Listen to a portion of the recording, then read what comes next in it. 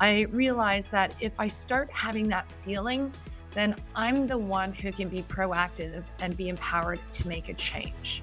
So rather than lying in bed feeling like I'm a terrible mom and thinking, oh, my kids, I'm going to have to start saving for all the therapy for them. Instead, I'd be like, hey, I don't feel like I'm paying enough attention to this one, or I feel like this one's having a few extra needs right now. So then I look at my calendar and guess what? I make a shift. I say no to a certain event I get invited to. I say no to a podcast. I say no to a deadline. I ask for an extension. I pay better attention to my boundaries at work.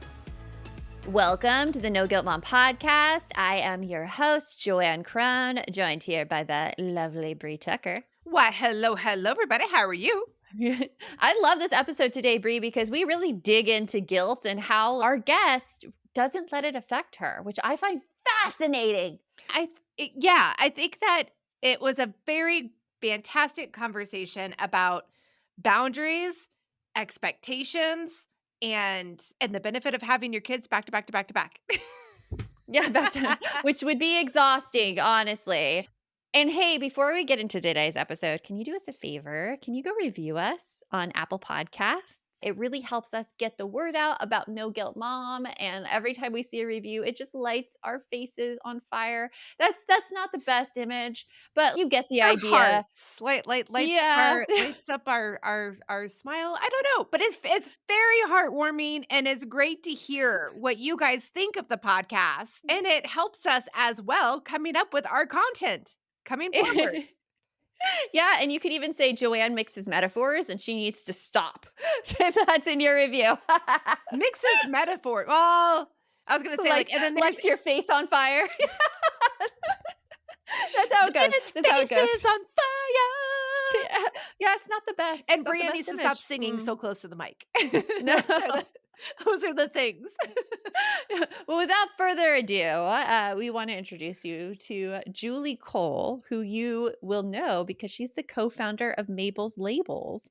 She's the award-winning author of Like a Mother, Birthing Businesses, Babies, and a Life Beyond Labels, an entrepreneur, media personality, and mom of 6, which we get into in this interview. So if you have trouble setting boundaries, if you're trying to work and you have all the mom guilt coming at you from your kids being like, Mom, why don't you stop working? Why are you always working? This is the episode for you. So we hope you enjoy our interview with Julie.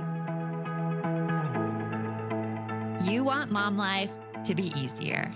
That's our goal too. Our mission is to raise more self-sufficient and independent kids, and we're going to have fun doing it. We're going to help you delegate and step back. Each episode will tackle strategies for positive discipline, making our kids more responsible and making our lives better in the process. Welcome to the No Guilt Mom podcast.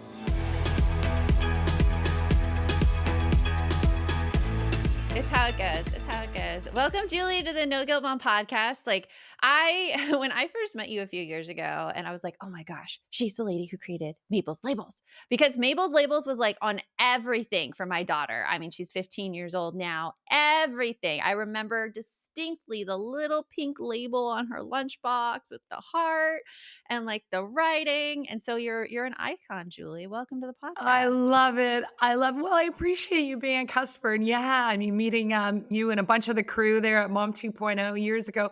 It's just been an amazing ride over the last 21 years with Mabel's Labels. And now it's wild too, because some of our OG customers are actually like, they were, if our original customer was 8 years old, now we're making labels for their babies. Like it's wild, right? It's wild. Yeah. I was telling Joanne before we started this episode, I was like, I told my husband we both worked in early childhood home visitation, family resource center type settings. And I was like, oh my gosh, we're interviewing Mabel's Labels today. And he's like, who's that? And I was just so heartbroken. I'm like, you're not a very good home visitor if you weren't giving out this resource to people. Like, I've been doing this since 2002, and it was a resource I told every mom about. And Joanne's like, it's a mom You know what? thing. It is, Joanne's right. It is the mom thing. Although I am shocked now, I think dads are getting more involved in that home life and the parenting and taking a little bit more of a role. And I am surprised how many dads now are like, oh my gosh, Julie, you're Mabel's Labels. I'm like, wow, 20 years ago, that never happened. So it's a nice little change of pace. I was thinking about this and like, why don't dads like know about these things? And if you think about it as a mom, like the social media we follow, and it's mostly moms sharing with other moms about cool things they found. And if dads don't have the same connections as that, they're never going to be exposed to those things. I do think I think it's twofold. I think, yeah, absolutely. Word of mom. I mean, you got to remember, Mabel's Labels started 21 years ago. There was no social media. Like, we relied heavily on word of mouth. And that was moms talking about us at the daycare drop off the side of the soccer field, at preschool, whatever. And then once social media hit, man, we were all over the mom blogs. And, moms were owning Facebook and the mom blogs. And now, obviously, Instagram and TikTok. And the moms have just really been in this space. And moms, the way we make purchasing decisions is that we trust other moms. Mhm. Thus, why influence marketing is so huge right now, because we don't trust nameless, faceless brands. We have to get referrals, and that's how we buy things. So I think that's the first reason. And the second reason is that moms do still make the purchasing decisions for families, and moms still are carrying the domestic load in families. Totally. So we still have a lot of work to do. The moms are still default parenting. We're still the ones who are booking all the appointments and teacher meetings and I'll take the dog to the vet. Like, we are still doing all that stuff that doesn't really go with mothering, but somehow has been, dropped on us. And buying labels and making sure our kids are organized falls into that. Yeah. I want to dig a little bit into you starting a business and raising a family, because you have 5 kids, 4 kids? Six, actually. Six Yeah. kids. Yeah. And what are their Yeah. age ranges? Oh, well, it's gotten easy now because they're big. Yeah, Like, their I kids are great. have, one's turning 15 next month, and he's my baby. Oh. And I think he is a baby, came to Mom 2.0, actually. So Finian is 15, and then 17, 18, 21, 20, just gone 23 and 24. Wow. Did you just decide you were just going to So- just go through the whole thing at once? You know what? I did. I'm a big fan of packing them in tight, and I can see it was very busy for me in those early days in the basement making labels and also raising a bunch of small humans. Like, I had my 5th kid when my oldest was 6, right? Yeah. So I did pack them in tight, and I had 6 C-sections. So there was that as Oh well. my God, girl. Some recovery stuff. Yeah, but you know what? Like, they really are just like the best of friends, and like they really self-maintain, and like they are. When COVID happened and I had kids get sent home from college because residence shut, and Mhm. my kids were all like putting together D&D games together. They're all in the pool together, having movie nights, playing euchre, Monopoly. I was like, they're still socialized. See, that's awesome. I created friends for them. Yeah. Yes, built-in That's- friends.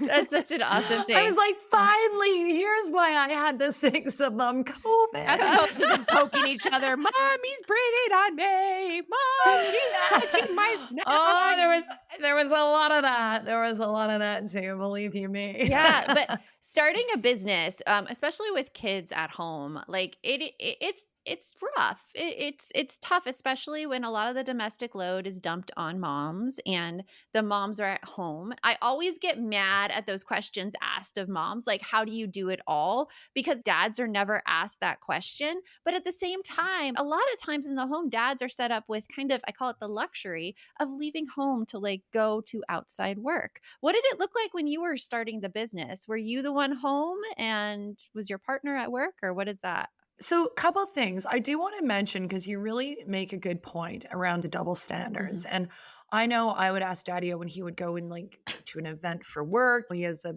big job, and I'd say, oh, what do you say when people ask you who's taking care of the kids? Yeah. And he's like, well, oh, no one's ever asked me that. And I said, weird, because nobody's ever not asked me Yeah. that when I'm speaking at an event. Exactly. Right? So that's that. Yeah. How did I manage that mother load in the early days? Look, it was tough. I'm gonna be honest, I didn't sleep a lot, and I think people tend to romanticize entrepreneurship. They think it's all like book deals and speaking Mhm. engagements and TED Talks and things like that. And sometimes that stuff happens after you're in line for 20 years. Those early days were like putting kids to bed, going into my sister's basement because I have 3 co-founders, making labels till 2 a.m., getting up with kids at 6 a.m., and then doing the do again. And it's not all putting kids to bed and pouring a glass of wine and watching Netflix. Like, you Gosh, I really have to wish. understand, right? Yeah. There's just none of that. And I have to be honest, like for me, we started Mabel's Labels for 2 reasons. One was that there was a product missing from the market, so we filled a gap. And the other was that my eldest child got diagnosed with autism. And we needed to, I'm a recovered lawyer. I wanted to leave the traditional workforce to have a little more flexibility. But I needed Daddy-O to make sure that he was pulling in a good salary because we had a lot of expenses because I Right. insisted on paying for a lot of therapy for my son. Mhm. For me, what I did was, yes, I was working really hard on the business and I was working hard with the kids. But at the same time, it was really important to me that Daddy-O actually had a good night's sleep and could go in to work every day because he was a bit of the cash cow at the time. Remember, I was starting a business. I wasn't bringing in money Mhm. and somebody had to. And so I actually didn't mind making the sacrifice of getting. I remember one time he woke up and he's like, "How was your sleep? I didn't notice you in bed." I'm like, "Yeah, 5 pukers." He's like, "Oh my God." I'm like, "I know, go to work. The last thing I need you to do is like miss work, not get a promotion, not get your bonus." So I think we all had our roles. Mhm. However, it's not sustainable for a lot of people. And it was silly of me that I waited until my 5th kid was 1 until I got a nanny. 3 kids too late. I definitely think you've got to really ask for help and you need to manage expectations. And I think that was part of it. Was for me, I really did not mind carrying that and being being the caregiver and carrying the load in that because I really knew that if I were going to family had to be sustained financially. Mhm. And if I'm going to go and drop out of a law career to start a Yes. label company in the basement, well, we have mouths to feed as well. So you know what? It's a partnership like any, and you manage expectations. You have great communication about who's going to do what, and I think that is an important thing to do because when you go to start a business, you need to make sure your family's on board and what it's going to look like. Otherwise, they will be sorely shocked. I have so many questions to ask about that in terms of like the inner thought process and any guilt you might have felt. And we're going to get into that right after this. I've been looking for simple ways to form healthy habits and get the nutrients my body needs, even on busy mornings. And oh my gosh, has it been busy lately? And that's why I decided to give AG1 a try. Not only does AG1 deliver my daily dose of vitamins, minerals, pre and probiotics, and more, but it's a powerful, healthy habit that's also powerfully simple. It's just 1 scoop mixed in water once a day every day, and it makes me feel energized. Even like I still add the coffee on there because I like it a lot. AG1 tastes really good too, and I enjoy my glass every single morning. AG1 is a supplement I trust to provide the support my body needs daily, and that's why I'm excited to welcome them as a new partner. If you want to take ownership of your health, it starts with AG1. Try AG1 and get a free 1 year supply of vitamin D3, K2, and 5 free AG1 travel packs with your first purchase exclusively at drinkag1.com/NGM. That's drinkag1.com/NGM. Check it out. If you're a parent, I invite you to join us at the Mindful Mama podcast, where it's all about becoming a less irritable, more joyful parent. With sometimes hilarious and always thought-provoking experts and friends, at Mindful Mama, we know that you cannot give what you do not have. And when you have calm and peace within, then you can give it to your children. I'm Hunter Clark Fields, and I can't wait to see you there. Listen in to the Mindful Mama podcast. It's interesting. You saw a need and you wanted to explore that and you wanted to go for it. And I find that really admirable to like have such trust in your decision that you're like, I'm just going to quit a law career and we're going to do this. What gave you that confidence, Julie? What did you see in it? Well, look, a couple of things. So a lot of it too was that I was very invested in my son's progress. So that leaving the traditional workforce didn't feel like such a leap because I knew I had done my research that his best outcomes would depend on how much early intervention I was able to provide. You guys are moms, you get it. Like it's a no-brainer. And I do also want to say, and I would like to acknowledge a bit of privilege here because I'm brave and all that jazz, but I did also have a spouse who had a good salary. And I did also have a law career and a master's degree and other things that I could fall back on. And I had people who supported me. I was raised by people who believed me and told me I could do everything. And that actually is privilege. So I do like to acknowledge that because there's a lot of women out there who are starting businesses. They're single moms with 2 kids. They're already working 2 jobs and they've got a side hustle. To me, those are the real heroes. Oh yeah, like I see that as well because I acknowledge the privilege that I have in my life to pursue this career because I too have a spouse who has a good job and who brings in the money for the family so that if like the company like No Guilt Mom falters or has a downturn or anything, we can put the resources in and get right back up to where we are before. Exactly. And we know what entrepreneurship can be. Like having a business is often feast or famine. Yeah. So it's kind of nice to have a little somebody with some stability, especially in those early days. The stability is good. Did you ever feel guilt from your children in terms of the amount of hours that you put in or the work? And not that the kids necessarily intentionally cause guilt, but like how would you Right. deal with comments like, Mom, stop working, Mom, coming over and Yeah. like play You with work all the us? time. I don't get to see Yeah. you. Yeah, those kind of things. Yeah. Mhm. So there's a couple of things. I gave up mom guilt about 4 or 5 kids ago. I just don't find it very proactive. No. Was there a place where you were able to go drop it off at? Was there like a Yeah, pretty collection? much. Yeah, right. Yeah, right? Yeah. I'll let you know. Yeah. I'll let you all know. Your listeners need to know That's this. a new business. Well, hey, that's No Guilt Bob. That's right. You guys got that going on. You got that going on. And I think it's because I realized that if I start having that feeling, then I'm the one who can be proactive and be empowered to make a change. So rather than lying in bed feeling like I'm a terrible mom and thinking, oh, my kids, I'm going to have to start saving for all the therapy for them. Instead, I'd be like, hey, I don't feel like I'm paying enough attention to this one, or I feel like this one's having a few extra needs right now. So then I look at my calendar and guess what? I make a shift. I say no to a certain event I get invited to. I say no to a podcast. I say no to a deadline. I ask for an extension. I pay better attention to my boundaries at work and same the other way. So, I feel like also my kids having been raised in this environment, again, I think it's been come down to managing expectations. So remember when we started our company, my 24-year-old, my 23-year-old, they didn't know a mom who had a phone in those early days because we didn't have phones. And I will tell you that once we had cell phones, it actually provided me with a lot of freedom because it meant I didn't have to be at work all the time. It didn't mean so I would tell them like if I was going to watch one of them do a sport, I'd say, look, I'm going to go on my phone because I have to do one phone call and I have to do one email. And then that's what I'd stick to. So if they looked up and I was on my phone, that's what I would do. And they realized that me having the phone meant that I could actually be at the sports event or I could go with the kindergarten class to the apple orchard. So it did provide me with some flexibility.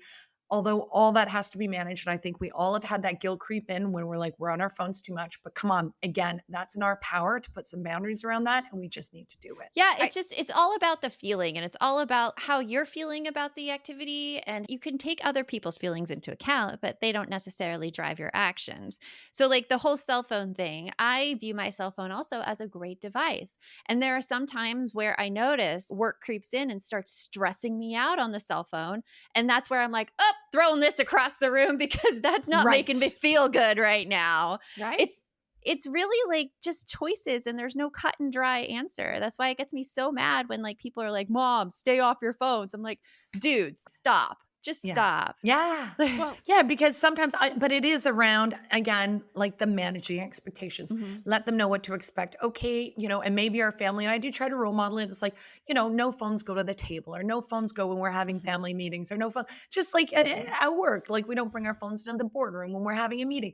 There are certain times, and I think role modeling healthy phone use is really important too to our kids, right? Yeah. Yeah. And especially devices are used everywhere in our lives right now. And it's not just a simple matter of you're on your device, it's bad, but it's this talking of it. Like I can give you an example from yesterday. Me and my kids, we always talk about mental health and screens because, there's a connection there about not being connected with people in real life, not experiencing the outdoors, getting that vitamin D, that's so forth. And so we're always talking about that, but it's always under my kids' ability to actually put down the screens. I don't necessarily enforce screen time stuff. They're the ones who come to me and they're like, Mom, I'm feeling really bad. I need you to put the Right. lockdown on my device, like to put some limits on there. And I'm like, cool, this is exactly what I want from you. That's amazing self-regulation. that's- That is really good self-regulation. That's years Yeah. of talking about it. Well, but that's Yeah. also like you're because of the years of talking about it and because of the way that you guys Yes. are talking about modeling it,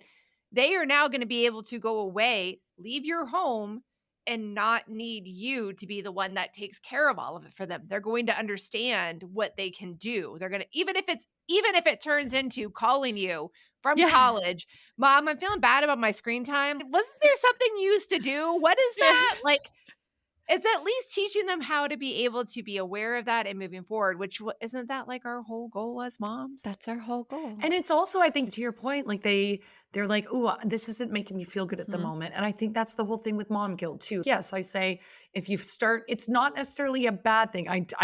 It's a bad thing if you let it like perseverate on your brain and it doesn't. But if you're like, okay, let that feeling sneaking in, now what can I do? Let's use this proactively to make a positive change for my work, for my family, for myself.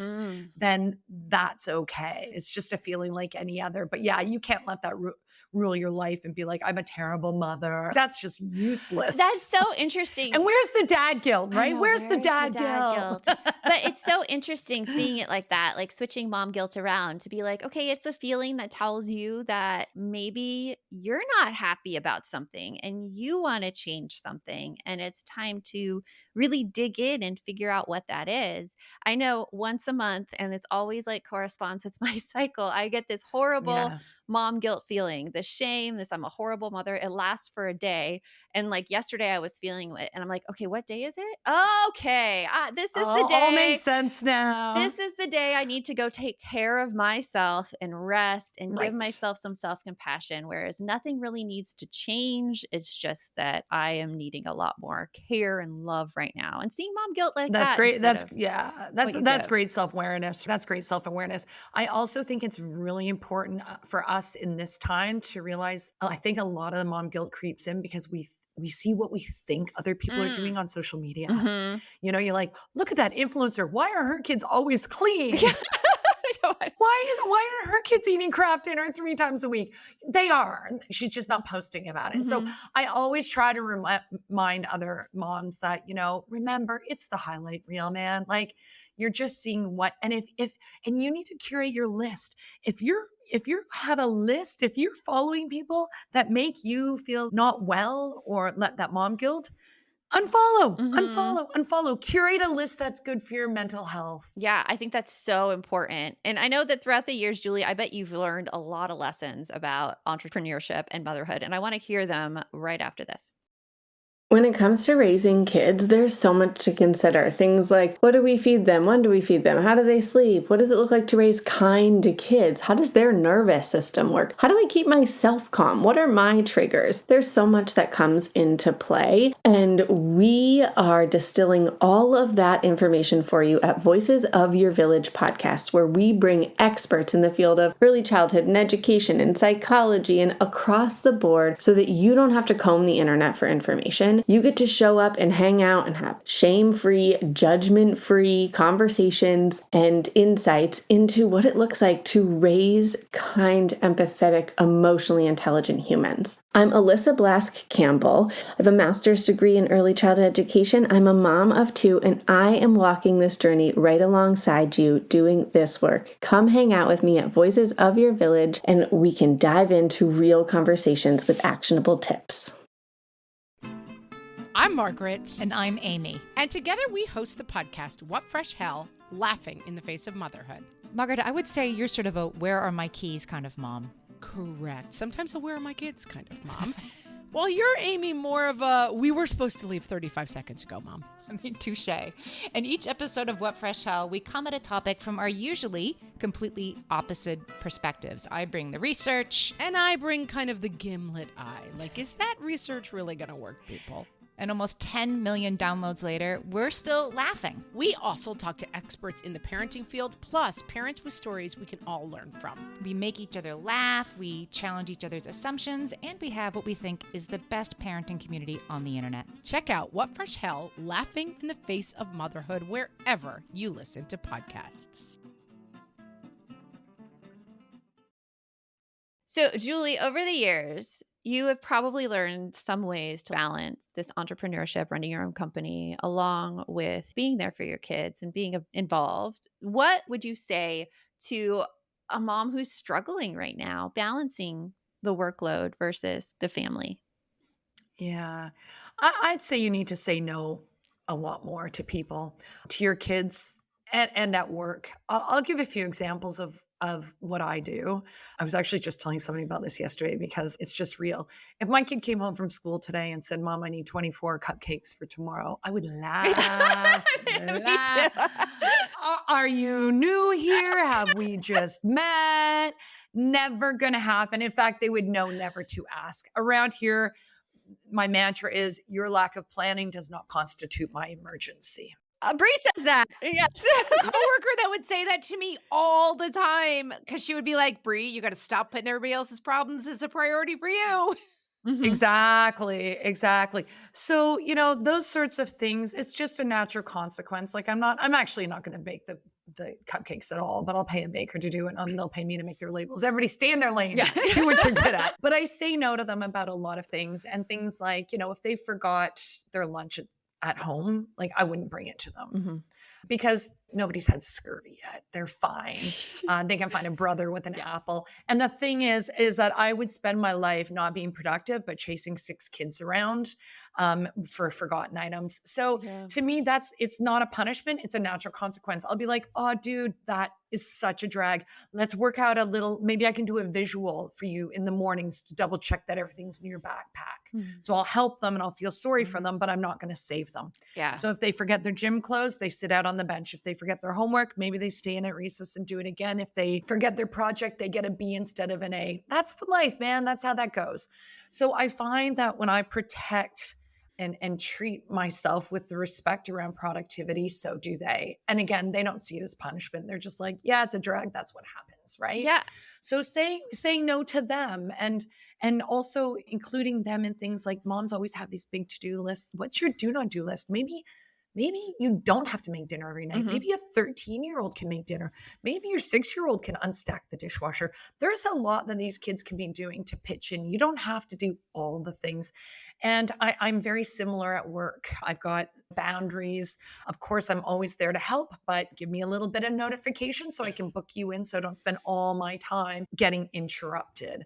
And, I think that's true for even events. When I get asked to speak events or go to brand things or whatever, I actually have a 10-point checklist before I say yes to something. Oh, And yeah, I do. that's amazing. What are a few things on that checklist? I'm curious.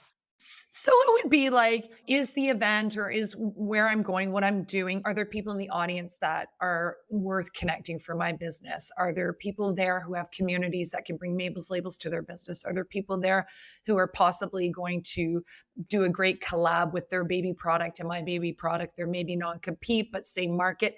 I have all sorts of things like that. And I will tell you at this age and stage, my number one question, do I want to? Oh, yeah. Is it a hell yes? Joanne tells me that all the time. Is it a hell yes? It's a hell no if it's not a hell yes. Exactly. So sometimes we have to do that as well because we have to value our time. Oh, I love all of this, Julie. And I think you have really reinforced the need for me for boundaries. I've gotten so much better over the years because I like to call myself a recovering Good. people pleaser. But just like how much we can still grow and improve and say no, especially to our kids, because you're right. Like the more you save them, the less they learn the natural consequences of things. And the thing too, like I feel like a lot of my no's are really more about boundaries. Like I Mhm. get people all the time, Julie, can I take you for a coffee to pick your brain and talk about I've got a business idea? And, I remember at one point being like, I don't have time to go for so much coffees. I need to be like raising humans and making labels.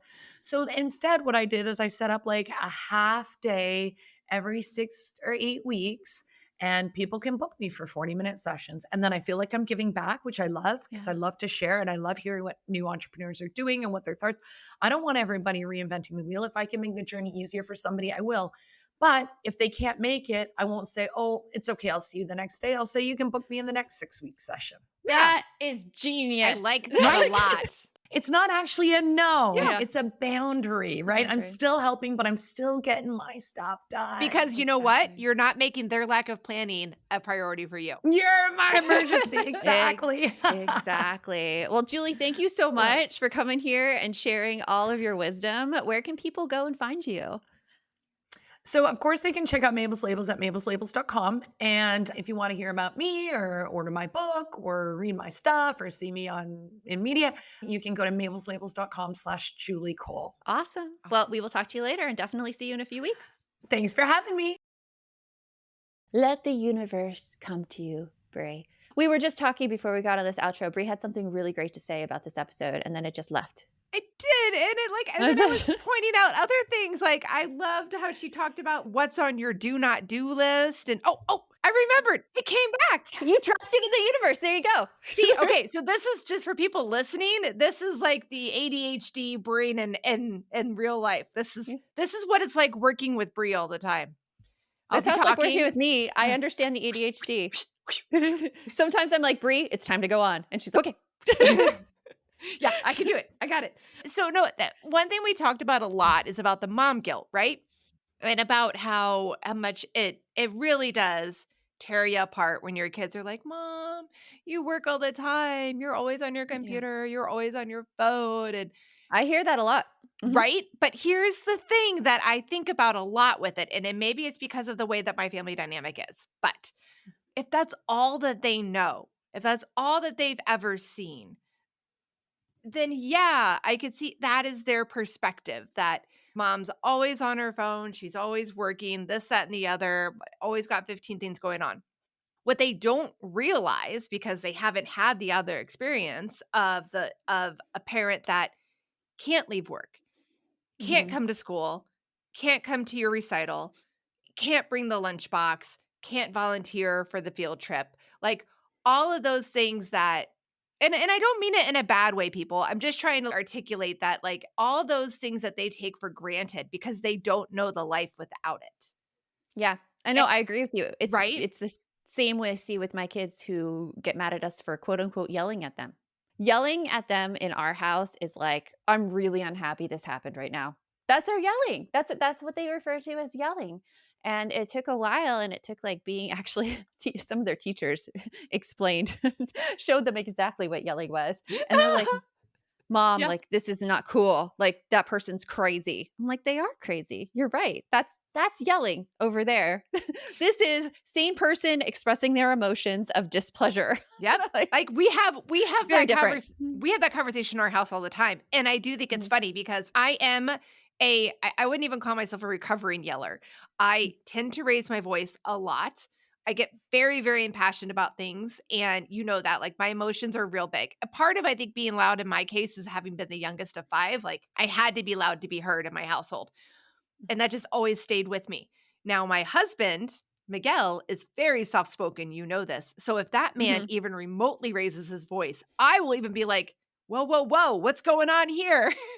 Why are you so upset? He'll be like, I'm not upset. You asked me to repeat the same thing 3 times. So I'm just trying to articulate and to raise my voice because I don't think you could hear the volume. Did I misread the cues? He does get frustrated because, like, his son, my kids, me, like, we all will immediately be like, whoa, whoa, whoa, why are you yelling? All he's doing is slightly increasing his volume and slowing down his speech. Poor Miguel. Always Miguel. No, I say that in a fine way. Miguel dishes it out as well. It's fine. Miguel's fine.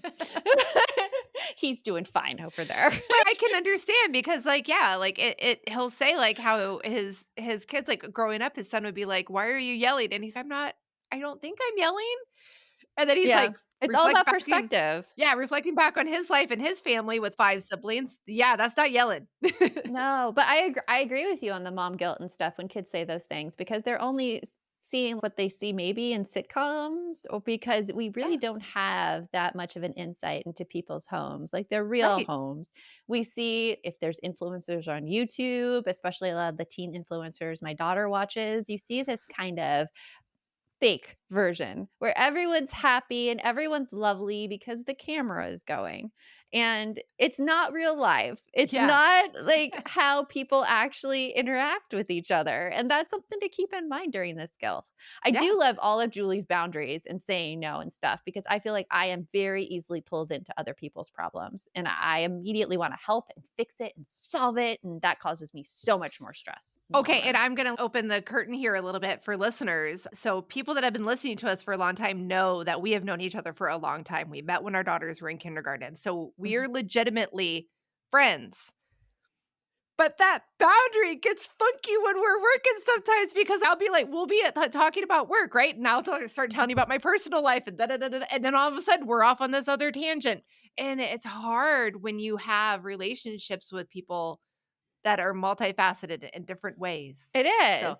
I feel like I suck you in sometimes too. No, but it's also, like, really rewarding. I wouldn't have it any other way because you see these things about, "Oh, yeah, it's so hard to work with my friend," and I think those are people who have not gone through the hard. Like, they quit when it got hard instead of actually going through the hard, Yeah, because when you go through the hard, like you and I think we have a much, like, stronger, like, we lean-on do. relationship than we I did before we worked on each other. We I worked tell with you, each other. you're my sister now. So, there you Yes, yeah. go.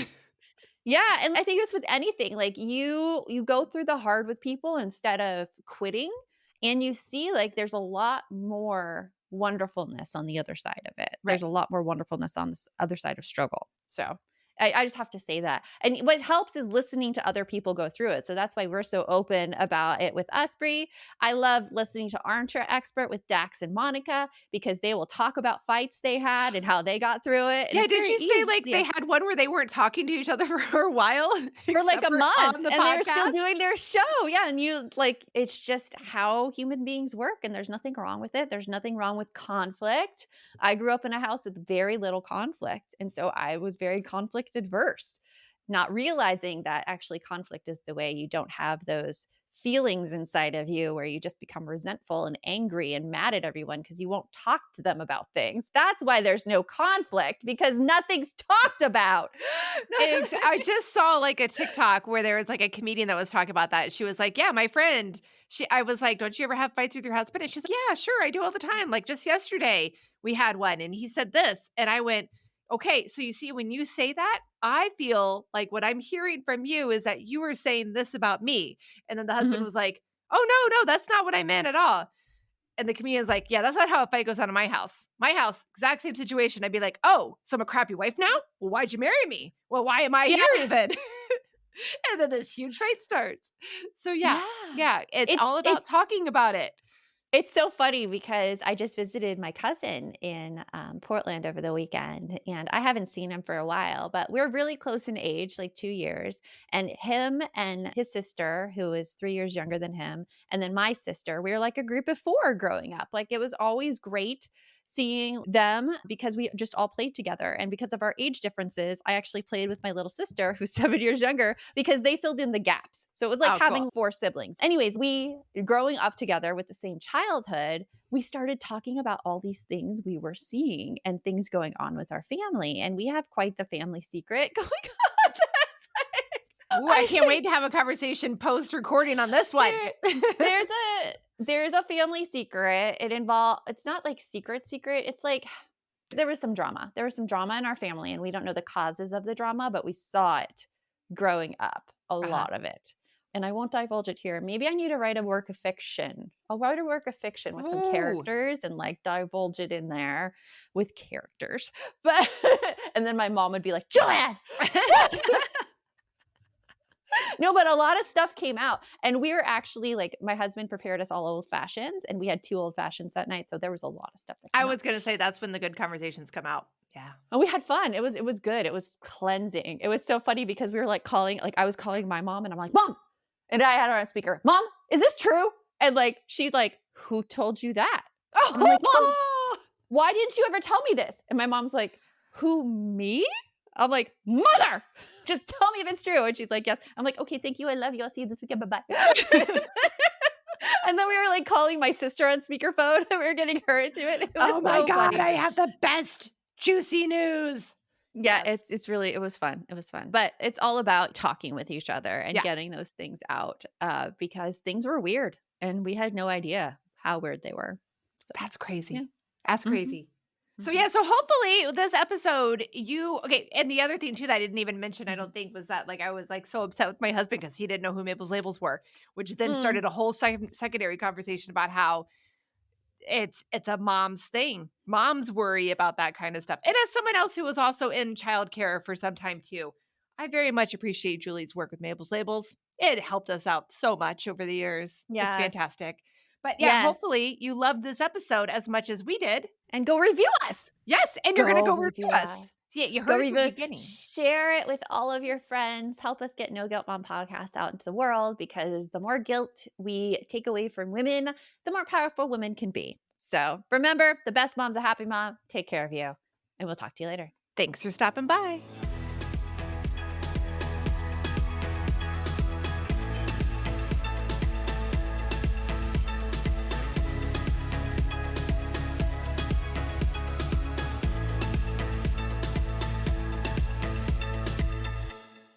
Hey there, I'm Debbie Reber, the founder of Tilt Parenting and the author of the book Differently Wired.